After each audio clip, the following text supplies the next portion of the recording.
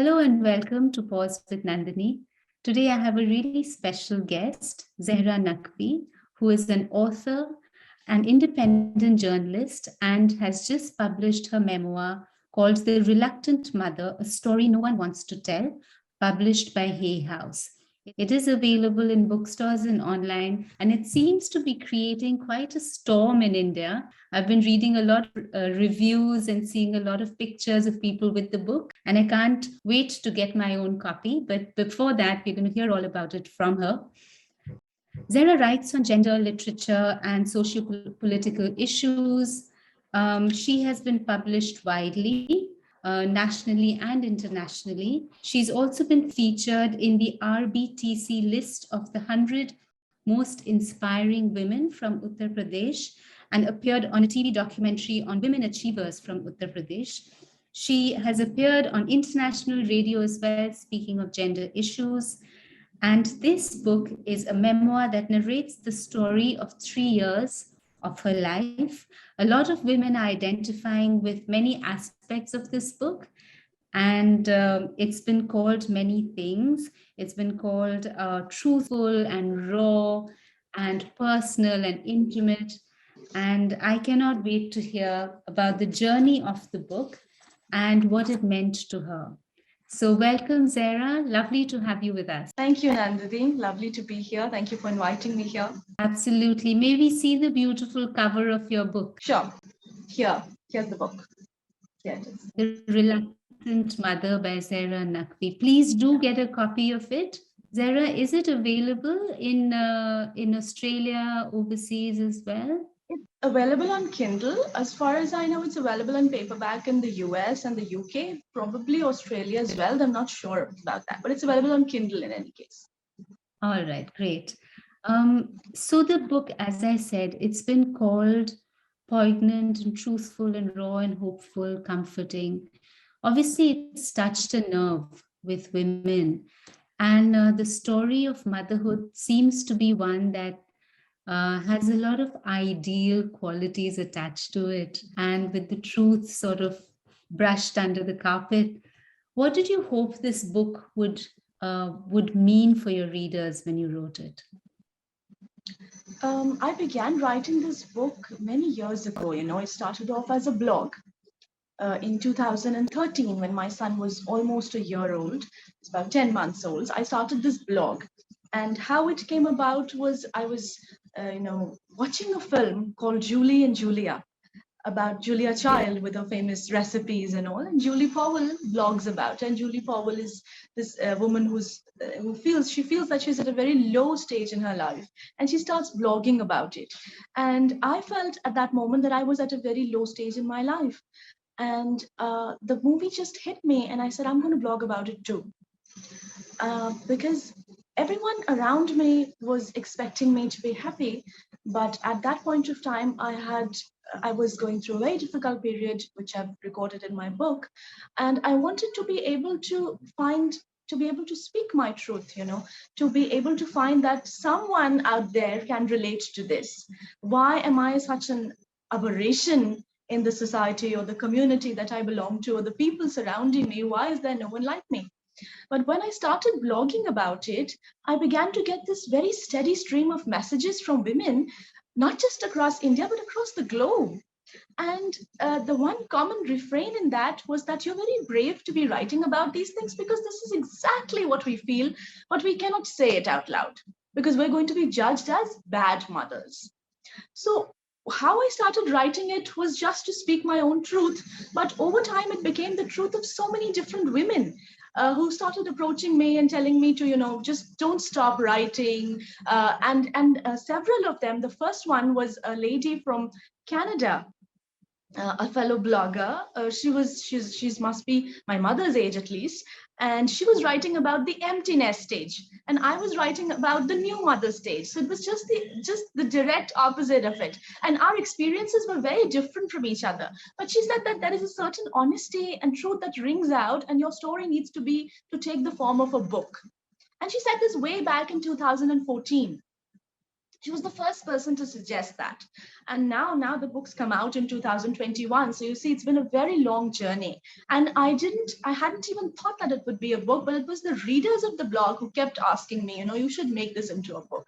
This should definitely be a book. So I felt very encouraged by it. And it felt like it was something that needed to be said, like in the book, you see the subtitle, it says a story no one wants to tell.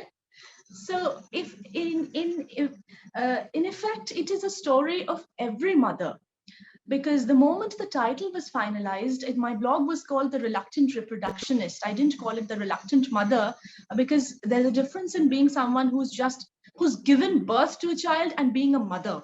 They're not the same. Being a mother is a lifelong thing, and giving birth is just a limited, I wouldn't call it limited, it's a momentary experience. It's a very powerful and profound experience, but being a mother is far more than just giving birth, isn't it? So Absolutely. yeah, so the blog was titled differently, but it was, I suppose, a far too big title or a wordy title for a book. So the moment the title got finalized and I began to tell people that my book's called The Reluctant Mother, the most common response I got from women was, finally someone's telling the truth. And I used to be so surprised, even though I had been hearing all of that on the blog, but to hear people say that to your face, finally someone's telling the truth about motherhood. And the most surprised reactions I got were from men, which is an irony, that women's lives and what they're going through is hardly known to men. There is this lack of communication between both genders, where we're not aware of what the other person's going to, and more so for women, because our voices have been collectively suppressed for many generations. So it's the predominant narrative only gets told, and the inner lives of women are rarely ever spoken about, because domesticity or family life is considered to be a rung lower than, say, perhaps politics or international affairs, because we do not, men are not so much involved, or they're not supposed to be involved in family life, and it is always women who are more involved in family life. So there is this tendency in a patriarchal society to belittle the things that are of greater concern to women. That's how it happens. It's a sad truth of our society. So to talk about family life in such a manner, such an open manner, is generally frowned upon in societies like ours. So what I really hoped to do through this book was to be able to reach out to women who are perhaps not able to speak out about what they're feeling. They're not able to speak out about their concerns or their struggles in life. Perhaps that this book would reach out to them, and it would help them feel a little comforted. And to my great satisfaction, this is exactly what happened. I have been getting so many messages from readers, and there was one message that particularly touched me. She said that I have been able to accept myself finally after reading this book. I used to think of myself as a bad person, she said. And I've been able to accept myself, that loving my child while at the same time feeling that motherhood is difficult, or struggling with motherhood, or wanting things that are not just confined to motherhood, this is all perfectly normal. It doesn't mean that I don't love my child. So this lady, she said, I was able to accept my own self after reading the book. And then there was this one lady who came to my book signing, and she said, I've been waiting for this book for the last 20 years. Her son is 20 years old, and she said, I wish someone had written it 2 decades ago. And finally, after 20 years, I'm reading this book.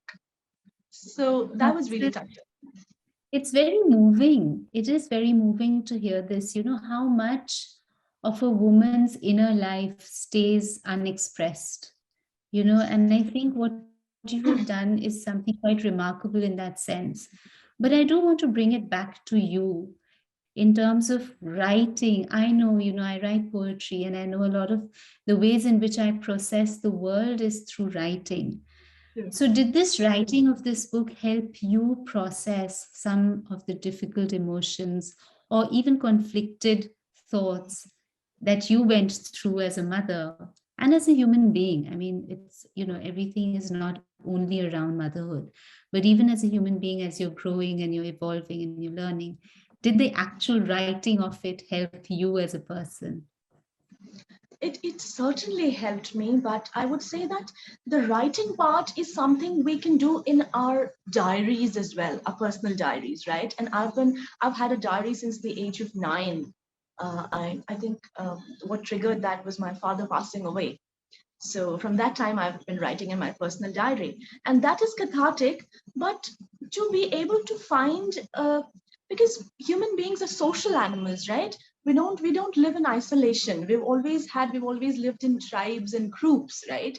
And people have been. It's funny how people have been talking about social media isolating people or the internet isolating people. While it is true to a large extent, but there's another aspect or angle to it, and I've written an article about this earlier in the Indian Express, that social media or the digital world has been able to provide tribes to people who were who were, I would say, misfits in the stereotypical narratives of their respective societies. People who did not fit into the mainstream narrative, or who did not fit into what was expected of them. People who were not, in the sense, they were different from those around them. They were different from the physical tribes that they were born into. So the internet or social media has provided us with an opportunity to find diverse tribes, because we're sporadically spread out across the world, and we find our tribes across the world. So that was what happened with me when I started blogging. I found a different tribe. I found people, and then again on Facebook and Instagram and all of the social media sites, I found all these women who were perhaps able to express more on social media than they would be able to express in real life, in their physical circumstances, in the world around them, in front of their families or in front of their communities. Women find it hard to express, or if they do, then they're shamed and judged for it. No, this is absolutely true, and it's such a blessing, I think, in the way that we are able to find and connect with like-minded people and form our own tribes. Absolutely, You're not absolutely. geographically restricted. Hmm. I want And to also, ask you, yeah. sure, No, I was just go saying that ahead, go there's ahead. always a predominant narrative in any age and any time. If you don't fit into that Yes. predominant narrative, you're always going to stick out like a sore thumb. How do you find people then? How do you find your tribe then? I've spent a very significant part of my life feeling alone, feeling that there was no one who really understood me. And then Where after did I you started grow up, writing, Sarah? Where did you sorry. grow up? I grew up in multiple cities actually. My father was in the civil services, so he was getting transferred every year, sometimes even in 6 months. So as long as he was alive, I kept changing schools every year, stayed in different small towns, but always small towns. And after he passed away, I stayed in Aligarh and I studied there. I did my higher education from Aligarh Muslim University, and till high school I was in a missionary school, in a convent school. So, but you see, what the small town big city divide is real. Metropolitan cities, the kind of environment you have, the kind of conversations you have, they're different. Small towns are still very far behind, I would say, compared to people of metro cities in terms of conversations on gender equality, particularly on gender equality, Mm. and particularly when it comes to narratives of women. Maybe among the academic circle, the intellectual circles, the university circles, we still have these conversations. But outside of that, there's barely any conversation about these things. And when you talk about them, people just give you these blank stares, as in they don't even know what you're talking about. So And that yeah, can one make does feel that can isolated. make someone feel so alone in a crowd, no? When Very. you're around people who don't speak the same language, who don't know what you're Your saying. language. But talking about the mindset, and I won't even say it's only the small towns, but the way our systems and structures are. Indeed. Where do you Indeed. feel like now there's a lot of talk? I feel at least in the bigger cities, or perhaps in more open societies, there has been an emergence of the feminine voice. There has been a recognition that there has been something that's been buried in deep over millennia, which is the feminine, right? And that True, aspect true, is finding its voice. true. And you hear people now talk quite openly about the sacred feminine, or Hmm. let's resurrect the witches from the past. I remember when I was young, I read Women Who Run with the Wolves, one of the Yes, I feminist read that. iconic books, and I was so moved by it in that in that zeal and that passion of being a young adult. But where do you see the place of the masculine in all of this? And the fact that the masculine narrative tends to be predominantly one of assertion, power, dominance, and the softer, more beautiful qualities of the masculine, which is, say, more nurturing or caring or embracing or even powerful.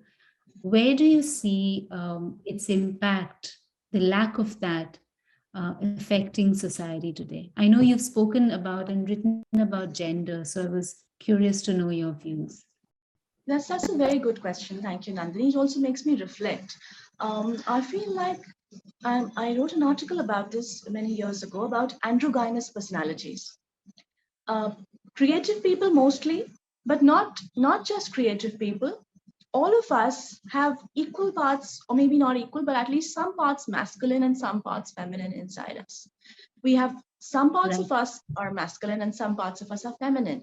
This dichotomy that only men have masculine parts inside them and only women have feminine qualities inside them is a very detrimental sort of division, because even men are caring and nurturing and gentle, and even women are protective and fierce and assertive and vocal.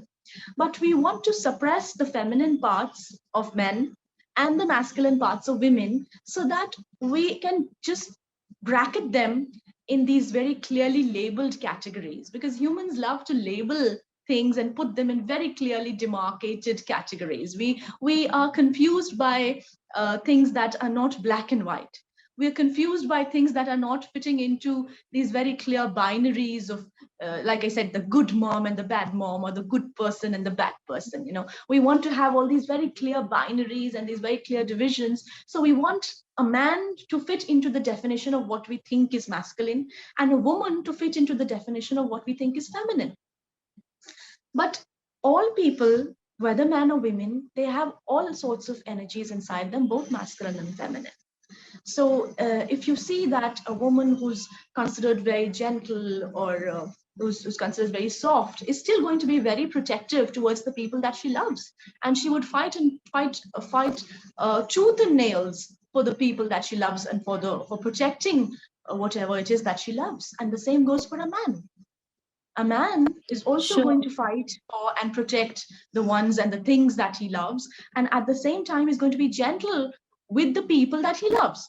So it's like an inside outside demarcation. The feminine parts of us are those that we keep for the people or the things that we love, and the masculine parts of us are those that we use to keep out dangers and threats to the people or the world that we love.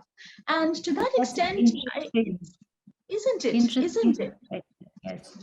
Now, the problem is that because, again, we have demarcated the world in so many boundaries, that who we are looking at as us and who we are looking at as them is going to decide who we decide to be feminine with and who we decide to be masculine with. Whoever is us, we're going to direct our feminine energies towards us. And whoever is them, we're going to direct our masculine energies towards them, because masculine energies are being used to keep people out, to ensure the boundaries are being protected, and feminine energies are being used to nurture the ones who are inside. So again, if we began to look at all of humanity as us, then we would not be expending our precious masculine energies into sort of being aggressive towards other people, but perhaps into protecting the entire planet as a species, isn't it? The masculine urge is primarily one of protection. So maybe we could think about protecting the entire planet, or protecting the underprivileged, protecting the oppressed. That is such a more conducive and productive channelization of masculine energies, and they're not just present in men. They're all present in all human Beautiful. beings.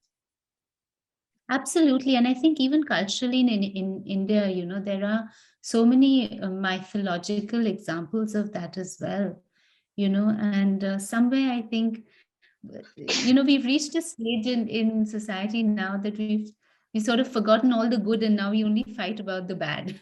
So, Sure, sure. but I wanted to ask you something. You've lived in UP, you are familiar with, you know, with the social sort of environment there, all of that. It's hard to not talk about what's happening with the whole controversy and the whole targeting of young women in hijabs. And while I don't want to talk about it from a political point of view necessarily, but more about the psychological impact of focus on something like the hijab, where there are so many more, to me, pressing and important things to talk about, which is education and as you know, as you would know, just agency and what the impact of that would be on a young mind. What are your views on that? Nandini, the problem with talking about hijab is that the moment you start discussing the subject, people expect you to take a side. Like we were talking about binaries right now, that you are either pro hijab or you are anti hijab. Those are the two sides you're expected to take. Now, the thing is that with this issue, I am neither pro nor anti hijab. I am pro women. I am pro people. I am pro human beings. So we need to talk about the agency of or the right of human beings to be able to decide for themselves, and particularly so in a country like India where there is no state pressure for women or for anybody else to dress in a particular way. Or we cannot say that all of those who are wearing hijabs are doing so out of any sort of oppression. And even more than that, what is important is that, as you said, the focus is on the wrong thing. The focus is on something which is, it's like a red herring. It's diverting us away from the more important issues. Particularly so if you speak about gender, we have these issues of such grave issues of violence against women, of domestic violence, right? Issues of denial of opportunities in terms of education or financial independence, or the denial of women's rights to take their own decisions in life as full human beings. Now, the thing is, when we restrict access to education for women on the basis of clothing, what we're doing is counterproductive. You're not liberating them. First of all, this is sort of like a savior syndrome, what we call it. We Civic refer to it complex. as savior Civic complex, exactly. complex. Right? What we call it, what we refer to as the savior complex is to think that this person needs to be saved by me. A better approach is to talk about the things for which we need to raise awareness, to educate people on the pros and cons of taking certain decisions, and to enable them, to give them the tools to be able to take decisions on their own. And education is such an important tool which leads to financial independence also, and not just financial independence, it leads to intellectual independence. The ability to be able to think for yourself comes through education and exposure to books, to ideas. If you're restricting someone's exposure to education, you're restricting their ability to move towards intellectual independence and financial independence. And those are the two kinds of independence that are eventually going to give someone the agency to take decisions for themselves. Now, Right. supposing that someone does have some pressure, the only pressure in a democracy like India, where there's no state pressure, the only pressure that there's going to be is from their respective families. Again, if I take it in a cultural, within the Indian cultural context, if I take the example of, say, women wearing a sari, a lot of women wear saris by choice, but a lot of women have to wear saris because their families expect them to only wear saris. Now, to put the pressure on women to rebel against their families is again a sort of victim blaming. You're again putting the onus on the oppressed, right? So even if I want to rebel against my family, even if I have to speak out and ask for my rights, that has to come from me. I should not have to bear the consequences of not rebelling, because again, that makes me even more oppressed. That's putting the pressure on that's putting the onus on the oppressed, because they're not independent of their families. And what if they do like the safety and comfort that comes from being a part of a group, that comes from being a part of a certain social structure? Not all of us are rebels. Some of us by nature are people who would push boundaries and rebel, while some people might like to stay in the comfort and security of it. So within that security and comfort, within the norms of their respective families, what we need to do is to provide them access, to open access to education and to open access to employment opportunities, because that is ultimately going to give them the independence that will allow them to take informed decisions with agency. But if we're restricting access, then it's actually counterproductive to what we're trying to do. And again, it's shifting the focus to what is not so important. Now, why is there not more conversation with this level of nuance in our public discourse? Again, because we love binaries. The first question will be, are you pro or are you anti? Exactly. You know, you're sitting here with your head covered. I'm sitting here with a bindi. And the point is that the only thing that needs to be sort of noted is the person doing this with their own choice? Where is the location of the agency? And the other thing is that, you know, when someone, these binaries that you're talking about, for me, it's if I see someone who is being sort of bullied for wearing a hijab, obviously my support will be with that person. If I see someone being bullied for not wearing a hijab, then too my support will be with that person. So the hijab is Absolutely. incidental.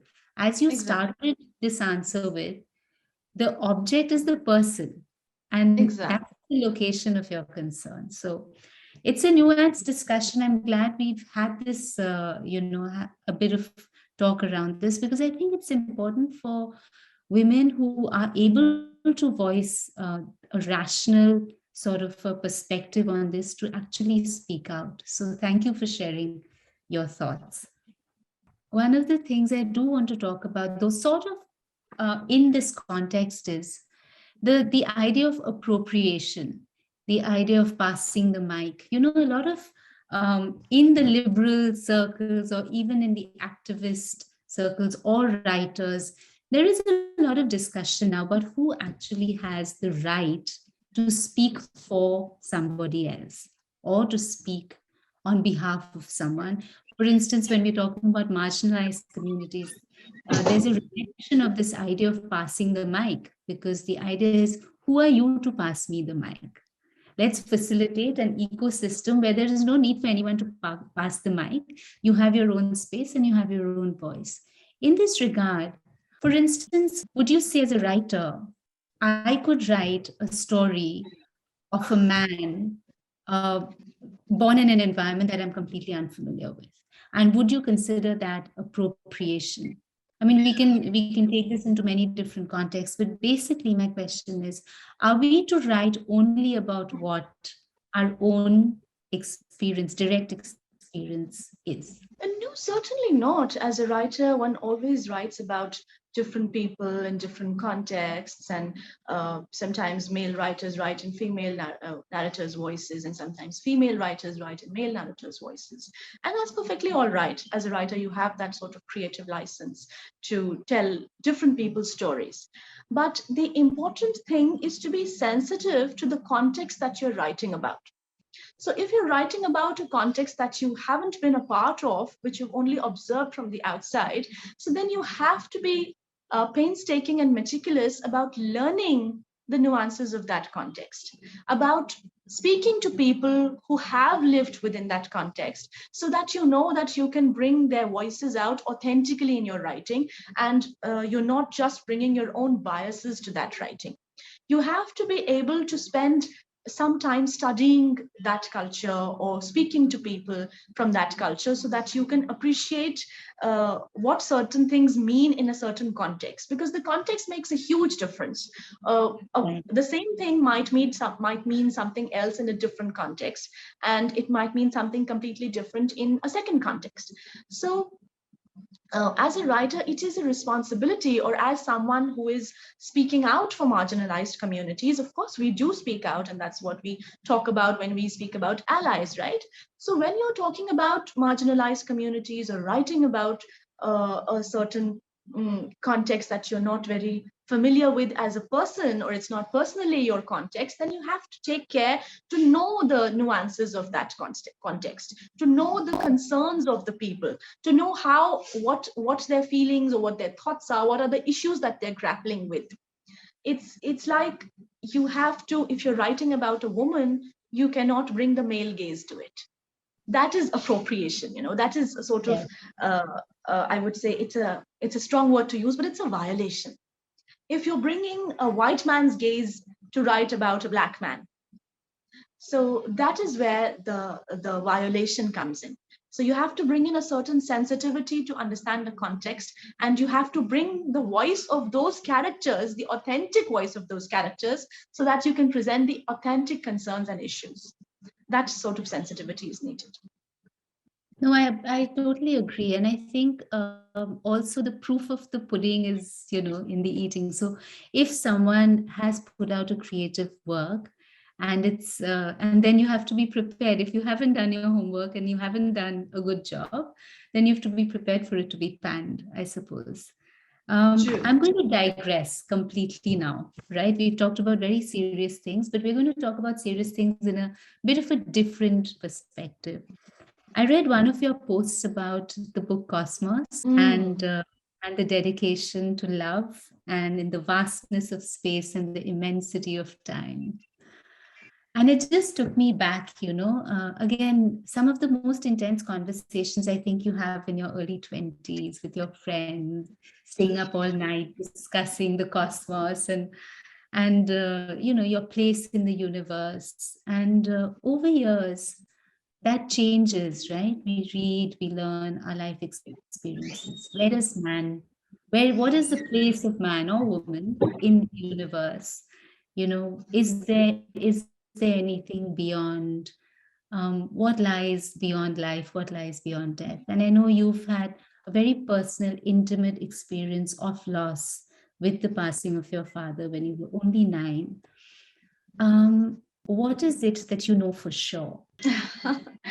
um, I know for sure that I had a father who gave me the skills to deal with the world, and who gave me the confidence to be myself, so that even 25 years after his passing, every day I think of him and remember him. And every time I'm in a dilemma, I ask myself, what would my father do?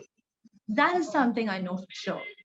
Everything else is belief. I know that I had someone that I deeply loved, and I lost that someone, but I still have him in my heart.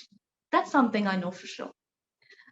Whether the afterlife, the concept of afterlife is, and these are things that interestingly my partner and I, my husband and I, we discuss often. He's a very devout person, and I'm also spiritual, religious, but I'm also a curious person. So I keep trying to explore things from various angles. So I keep trying to try these ideas in my mind and see what it would be like if I were an atheist, or if I did not take for granted the stories, the beliefs that we hold. What would I think then? So we have these conversations. We have these conversations about whether the afterlife exists or it doesn't. And you can't. How can you know for sure? Nobody can know for sure. It's all about a certain belief that we have in things, and it's also about what gives us solace. I think that a large part of our lives is spent in searching for solace, in searching for meaning. And I'm sure you've heard of Man's Search for Meaning, Viktor Frankl's iconic Yes, book. yes. It's such a lovely book. And I could relate so much to that book. I think we will all be able to relate to it, because suffering is an integral part of the human experience. And we hold on to things that allow us to create meaning in our lives. Now, if I were to talk about my personal experiences, it would sound superstitious, but this is who I am. I have literally had conversations with God. Since we're talking about that, I wouldn't have brought that up, but I have an app on my phone which has a translation of the Quran. So when I feel really down or disturbed or confused, then I just ask God to guide me, and I close my eyes and I open that app and I just put my finger on a particular verse and I read that verse. And now you can say that it's just my mind interpreting it like that, but I feel that I get an answer, or I feel that I get some guidance for whatever it is that I was dealing with. And it's always happened like that.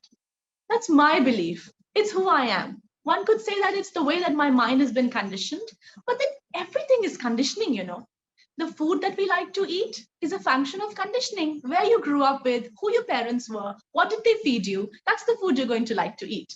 What you want to do in life, your career, your goals, that's a function of conditioning, where you grew up, what were the ideas prevalent at that time.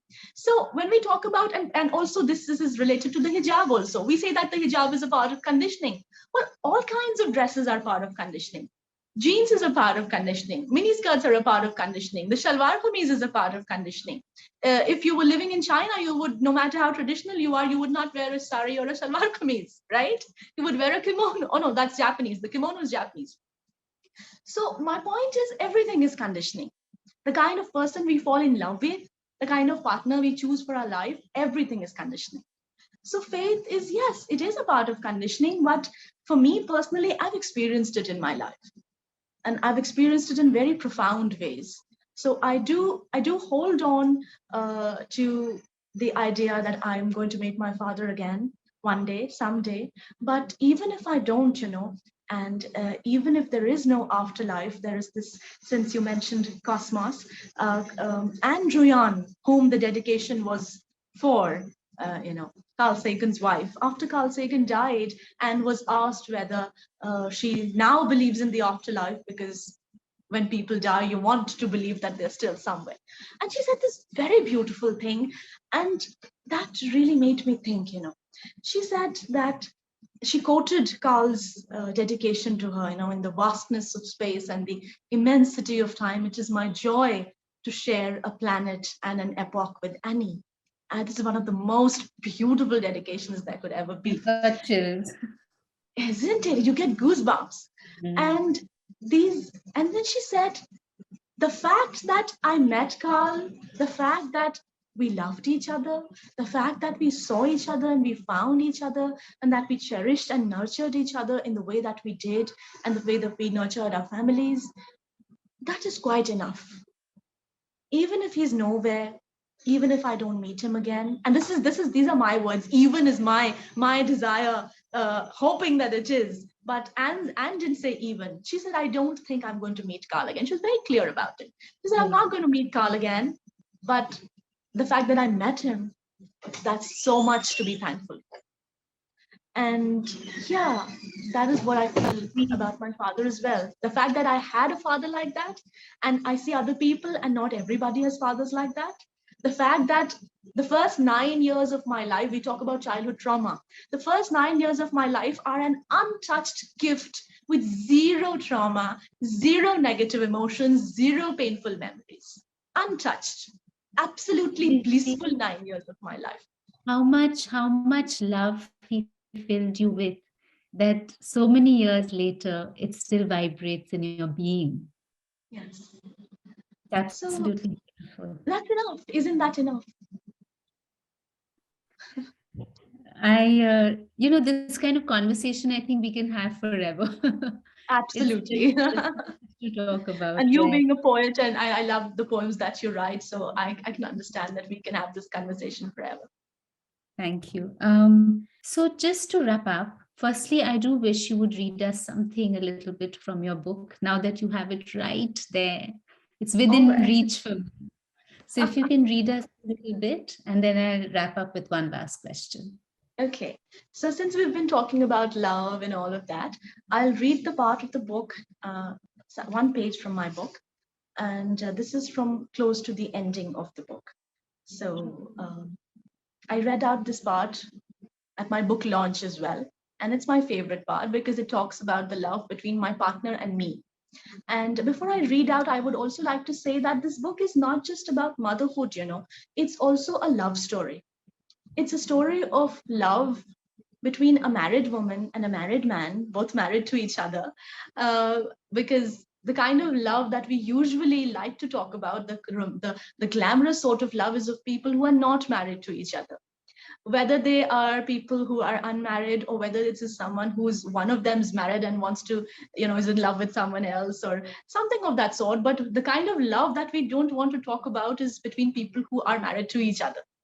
We want to talk about marriage in terms of drudgery and dreariness and mundanity and monotonous, and we don't want to accept that it is possible to have a marriage wherein two people are very much in love with each other. Lovely. Let's hear that part Yeah, about the yeah. married So lover. also this book was also sort of a rebellion against that idea that, once you have a child, then nothing else matters. Your partner is supposed to take a back seat after you're a mother, or even a father. Then only the child should matter, and your love life should take a back seat. This book is a protest against that idea, that your love life should only exist as long as you're not parents, and after that you should only be parents. No, I mean, it's so important to have love within marriage and to nurture that within marriage. And the idea of love within marriage is not some sort of extreme romantic, I'll die for you kind of love. It's a very, I would say, everyday kind of love, a very solid sort of love, like the ground beneath your feet, in which you're not flying in the air or you're not spiraling upwards to heaven. You're standing there with solid, stable ground beneath your feet, and you know that there's this one person I can count on. And there's this one person for whom I'm important. And that is the kind of love that this book talks about. So I'll read out for you. Chapter 35, Healing. When I interviewed Booker Prize winner Eleanor Catton at the Lit Fest in January last year, I asked her to define for me the one biggest thing she had learned on her journey of discovery as a writer. She took a moment to consider. I learned, she said contemplatively, that all great stories are love stories. December 28, 2015.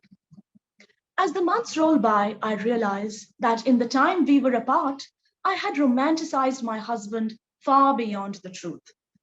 I had turned him into the prince of my fairy tale dreams, so many things that he wasn't, so many annoying, aggravating traits, so many exasperating and incorrigible habits that I had forgotten. But I had also forgotten so many things that he was. Sweet, beautiful things that hold within them the capacity for solace and peace. Things that matter in the mundane, commonplace affair called life. What one really needs, I suppose, is not a knight or a prince, but a simple, sensible, compassionate human being who treats you with the respect deserved by a fellow human, encourages you to be the fullest version of yourself, and stands by you throughout the vicissitudes of life. Salman and I, we have so many things to discover about each other with our coming together again, things that we have to relearn in an almost new beginning of married life. It is as if the first 2 years had been a beautiful but distant dream, and the next 3 horrible ones a nightmare. And we have only just woken up to finally live with each other. Everything needs to be pieced together afresh. I can't help but ponder over the fact that all heroes in fairy tales and mushy mills and boons are dripping rich princes and Rolls Royce owning billionaires. But that is not always the case in real life, is it? Real love doesn't come with diamond studs and gold bands attached. Real love goes through real ups and downs. Real life heroes handle real life responsibilities such as jobs, families, credit cards, and parenting, and they handle them with grit. Real life heroines don't have fairy godmothers and magic wands. Real heroines do a lot of rescuing themselves. Real lovers rescue each other, and real love stories don't end with a kiss and a happily ever after. They begin at ever after, and you have to keep putting the happily back in them again and again and again. Bravo. How Thank you. beautifully you write. Really. You write so beautifully, so directly, and yet there is something quite poetic in your Thank writing. you. Thank you so much. Lovely. I did have another last question, which is, you've written the book. I love how feisty you are. I love you have so much of thought put into the way that you process the world. To young women who are at that stage in life where perhaps there's a baby, perhaps there isn't, perhaps the whole motherhood seems quite daunting. What are some of the things that you have learned the hard way that you wish had come to you then? Oh, that's a really good question. I wish that, well, what would have come to me is, I think that question is a bit advanced, because whatever I learned on my own, and nobody really taught me anything. I wish that people had not put so much pressure on a very young couple to have children immediately.